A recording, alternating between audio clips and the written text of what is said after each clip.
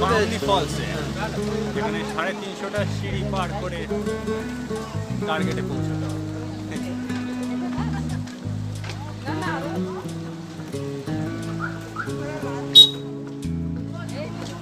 আমাদের একটা ভালো কাজ হচ্ছে, যেটা আমাদের চারজনের মধ্যে সব থেকে একটা স্মৃতি ধরে রাখার জন্য যে কাজটা করছে আমাদের দিলীপ ভাই, এর তুলনা হয় না।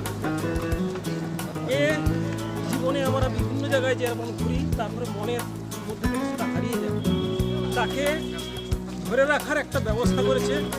এর জন্য আমাদের দিলীপকে একান্তভাবে ধন্যবাদ। এইরকম ধন্যবাদ তোমার ছোট মা করে দেয়।